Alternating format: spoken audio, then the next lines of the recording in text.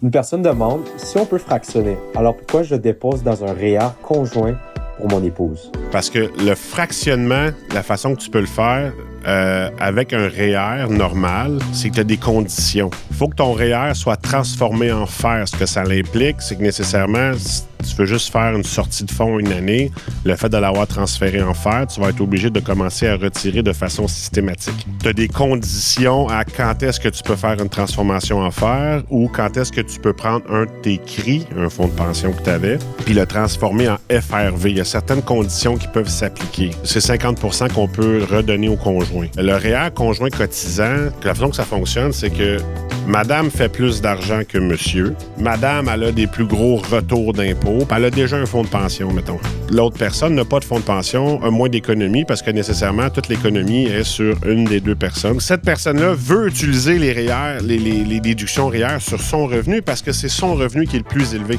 Donc, elle utilise ses cotisations REER, a le retour d'impôt. L'argent est mis dans le REER du conjoint. Le conjoint, lorsqu'il retirera, et ça, c'est hyper important, après 3/31 décembre, va s'imposer sur le montant qu'elle va retirer. C'est important. Si la personne retire en dedans de 3/31 décembre du REER conjoint, c'est la madame qui aura mis dans le REER qui va s'imposer sur la sortie REER. Au gros taux nécessairement parce que c'est le plus gros salaire dans mon exemple. Une autre particularité qu'il faut savoir, c'est qu'un coup qu'on l'a mis dans le REER du conjoint, ça l'appartient au conjoint. Du jour 1, la personne elle décide qu'elle passe sur une bulle puis elle vide le REER puis elle te laisse.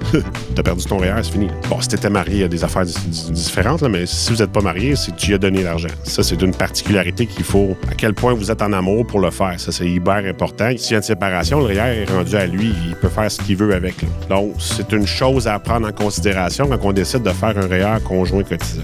Mais ça a vraiment un avantage, parce que quand on fait une stratégie de décaissement, ben, le REER, je peux le retirer comme que je veux quand ça me tente, pas obligé de le mettre en fer, pas obligé de le transformer dans un fer ou peu importe. Là. C'est l'avantage du REER conjoint cotisant versus un fractionnement de revenus qui est fait à même un fer.